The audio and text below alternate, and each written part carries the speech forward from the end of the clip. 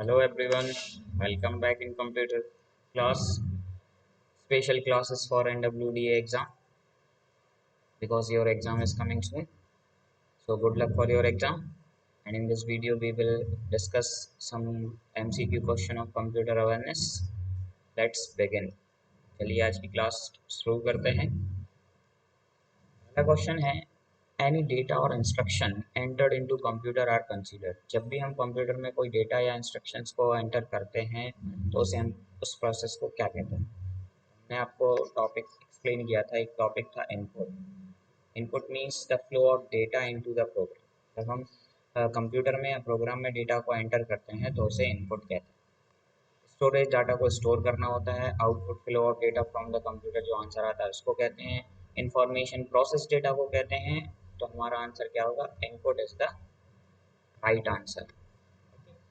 Now the next question is the purpose of starting or restarting a computer system by loading instruction from secondary device into the computer memory is called। एक topic आपको explain किया था, operating system. ठीक है, operating system में जो सबसे पहली जो प्रोसेस होती है जिसमें कंप्यूटर अपनी सारी इन मेमोरीज को, अपनी डिवाइसेस को चेक करता है, तो उसको बूटिंग प्रोसेस कहते हैं। ठीक है, और जो पहला फंक्शन उसके अंदर होता है उसको बूट स्ट्रैप कहते हैं। इस प्रोसेस को इनिट प्रोसेस के नाम से भी जानते हैं। Init init process, the very first process in computer is known as init process. तो इस प्रोसेस में बूटिंग में क्या होता है, कंप्यूटर अपनी सारी डिवाइसेस को कंप्यूटर की मेमोरीज में लोड करता है। तो इसका आंसर हमारा बूटिंग होगा। Third is which of the following peripheral devices display information to the user. पहली चीज तो ये कि पेरिफेरल डिवाइसेस का मतलब होता क्या है। ये क्वेश्चन कई बार भी पूछा गया है कि सपोज मॉनिटर दिया है आपको, ठीक है, और आपको प्रिंटर दिया है, माउस दिए हैं, और इनमें से पूछा जाए कि पेरिफेरल डिवाइस कौन सी होती है, तो आंसर होता है प्रिंटर। पेरिफेरल का मीन्स वो होता है कि एक ही डिवाइस कई सिस्टम से कनेक्ट हो सकती है। अगर मान लो आप साइबर कैफे में बैठे हैं तो आपने देखा होगा कई सारे सिस्टम्स हैं, हर सिस्टम के साथ माउस और कीबोर्ड होगा, लेकिन प्रिंटर एक ही अटैच होता है जो सारे सिस्टम से कनेक्ट होता है। ऐसी डिवाइस जो कई सिस्टम से अटैच हो सकती है उसे peripheral device. Here the question is peripheral device that display. तो डिस्प्ले कौन करता है इंफॉर्मेशन? कीबोर्ड तो डिस्प्ले करता नहीं है, स्टोरेज डिवाइस करती नहीं है। Monitor is are right answer. Monitor एक डिवाइस है that will display the result. A printer is a type of device used for। Printer device जो है वो किस लिए हम यूज़ करते हैं? तो आपको हमने एक टॉपिक पढ़ाया था आउटपुट डिवाइस का। आउटपुट डिवाइसेस में आपने देखा था प्रिंटर। प्रिंटर हम क्यों यूज़ करते हैं? अपने डॉक्यूमेंट को प्रिंटेड फॉर्म में फाइंड आउट करने के लिए। तो आउट प्रिंटर किस तरह की डिवाइस हो गई? एक प्रिंटिंग डॉक्यूमेंट डिवाइस हो गई, आउटपुट डिवाइस हो गई, जिसमें डाटा को या प्रिंट डॉक्यूमेंट्स को हम प्रिंट करते हैं। ओके, अगला क्वेश्चन देखते हैं, who is the developer of computer. Computer का डेवलपर किसे कहा जाता है? जो डेनिस रिची हैं इन्होंने लैंग्वेज डेवलप की थी। जेम्स गॉसलिंग ने भी एक लैंग्वेज की थी जिसे हम जावा के नाम से जानते हैं, ये सी लैंग्वेज के लिए थे। चार्ल्स बेबेज ने सबसे पहले अबेकस फिर एनालिटिकल इंजन बनाया था, जिसे हमने पहला कंप्यूटर कहा था, एनालिटिकल इंजन। तो चार्ल्स बेबेज को ही जनक माना जाता है या डेवलपर माना जाता है computer. Now in computer system one nibble is equals to. हमने आपको मेमोरी यूनिट का एक कॉन्सेप्ट समझाया था, उसमें सबसे छोटी यूनिट जो होती है उसे बिट कहते हैं। ठीक, उसके बाद जो आती है उसको नेबल कहते हैं, और नेबल कितने बिट्स का कलेक्शन होता है? 4 बिट्स का कलेक्शन होता है। उसके बाद बाइट्स था जो 8 बिट का कलेक्शन, फिर के बी, फिर एम बी, फिर T B, sorry G B, फिर D B, then P B and like this. तो सबसे जो छोटी थी बिट, उसके बाद आई थी नेबल। तो एक नेबल 4 बिट का कलेक्शन होता है। थर्ड ऑप्शन हमारा सही होगा। चलिए अगला क्वेश्चन देखते हैं।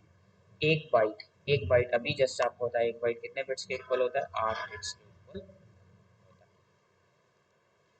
What is the full form of CPU? CPU का फुल फॉर्म क्या है? ठीक, सीपीयू में जो हमारा सीपीयू है, सीपीयू में वो सेंट्रल प्रोसेसिंग यूनिट कहते हैं। क्या कहते हैं? सेंट्रल प्रोसेसिंग यूनिट मीन्स हमारा पहला आंसर सही होगा। और सीपीयू को हम क्या कहते हैं? इसके अंदर कितने पार्ट हो सकते हैं? देखो, कंट्रोल यूनिट इसी के अंदर होता है, एक मेमोरी इसी के अंदर होती है, और ALU ALU इसके अंदर होता है, 3 पार्ट इसके अंदर होता है, arithmetical logical unit, memory device और सेंट्रल यूनिट। ये 3 चीजें इसके। तो ALU का फुल फॉर्म आपको पता चल गया, अरिथमेटिकल लॉजिकल यूनिट। CU होता है कंट्रोल यूनिट और थर्ड पार्ट होता है मेमोरी। CPU का फुल फॉर्म क्या होगा, central processing unit. How many parts are there? Next question is this, same question है। CPU के कितने पार्ट अभी आपको बताए थे। CPU के अंदर एक तो आपका CU होता है, एक मेमोरी होता है और एक ALU होता है। तो कितने पार्ट हो गए, 3 पार्ट हो गए। ठीक है। Next is the brain of computer. Computer का दिमाग किसको कहते हैं? कंप्यूटर का दिमाग CPU को कहा जाता है। ये कंप्यूटर का दिमाग। बैकबोन किसको कहा जाता है? मदरबोर्ड को कहा जाता है। ठीक है। इन sorry, which of the following is not an example of any type of software? Software हमने आपको क्या बताया था, सॉफ्टवेयर 2 तरह के बताए थे आपको। सॉफ्टवेयर एक बताया था एप्लीकेशन सॉफ्टवेयर और दूसरा बताया था सिस्टम सॉफ्टवेयर। एप्लीकेशन सॉफ्टवेयर जिनका हम यूज़ करते हैं अपनी प्रॉब्लम को सॉल्व करने के लिए, सिस्टम सॉफ्टवेयर जिनका यूज़ कंप्यूटर करता है। तो इसका एग्जांपल ऑपरेटिंग सिस्टम था। और एप्लीकेशन सॉफ्टवेयर में हमने Word, Excel, PowerPoint, Paint, ये सारे एग्जांपल इसके थे। तो वर्ड एक एप्लीकेशन सॉफ्टवेयर हो गया, MS पावर पॉइंट एक एप्लीकेशन सॉफ्टवेयर हो गया, विंडो एक सिस्टम सॉफ्टवेयर हो गया, CD रोम एक स्टोरेज डिवाइस है। हमारा क्या आंसर होगा, CD रोम एक सॉफ्टवेयर नहीं है। What is the use of control plus Z? Control plus Z क्या करता है? कॉपी करने के लिए आपने देखा कंट्रोल C होता है, पेस्ट करने के लिए कंट्रोल V होता है, अनडू करने के लिए कंट्रोल Z होता है, रीडू करने के लिए कंट्रोल Y होता है। तो हमारा आंसर क्या होगा, अनडू करने के लिए हम कंट्रोल प्लस Z का यूज करते हैं। अगला क्वेश्चन देखते हैं, what is the use of shift plus delete? अगर नॉर्मली आपने किसी डॉक्यूमेंट को सिलेक्ट किया और आप डिलीट उसको करते हैं तो वो रिसाइकिल बिन में चला जाता है, रिसाइकिल बिन, और वहाँ से हम उसको फिर से अपने कंप्यूटर में ला सकते हैं। लेकिन अगर आप शिफ्ट प्लस डिलीट कर देंगे तो वो परमानेंट डिलीट हो जाएगा, वो रिसाइकिल बिन में भी नहीं आएगा। जब रिसाइकिल बिन में जाता है तो उसे टेम्प्रेरी डिलीट कहते हैं। तो अगर हम डिलीट करेंगे तो वो टेम्प्रेरी डिलीट होगा और शिफ्ट प्लस डिलीट करेंगे तो वो परमानेंटली डिलीट हो जाएगा। ठीक है। Next question is, what is the shortcut की टू सिलेक्ट ऑल? अगर हमें पूरे डॉक्यूमेंट को सिलेक्ट करना है तो हम कौन सी की का यूज? कंट्रोल प्लस C से तो कॉपी होता है, कंट्रोल प्लस B से बोल्ड होता है, कंट्रोल प्लस X से कट होता है, कंट्रोल प्लस A से पूरा का पूरा डाटा हमारा डॉक्यूमेंट सिलेक्ट हो जाता है। तो हमारा आंसर होगा कंट्रोल प्लस A। अगला क्वेश्चन देखते हैं, has the shortcut access time? जब हमने आपको एक टॉपिक पढ़ाया था मेमोरी, उसमें एक कैच मेमोरी। कैच मेमोरी में था कि हम जब कंप्यूटर पर वर्क करते हैं तो CPU जो प्रोसेस करने के लिए डाटा एक्सेस करता है वो मेन मेमोरी से एक्सेस करता है। लेकिन अगर बीच में कैच लगा दी जाए तो वो डाटा यहाँ से एक्सेस कर लेगा, जिससे क्या होगा, टाइम शॉर्ट हो जाएगा। तो हमारा आंसर क्या होगा, कैच मेमोरी हमारा आंसर होगा। ओके। तो ये क्वेश्चन जरूर रिवाइज करेंगे, काफ़ी इंपॉर्टेंट क्वेश्चंस हैं जो इतनी वीडियोस में बताए गए हैं, और आशा करता हूँ उनसे क्वेश्चन आपको ज़रूर मिलेंगे पेपर में। तैयारी करते रहिए। Good luck for your exam.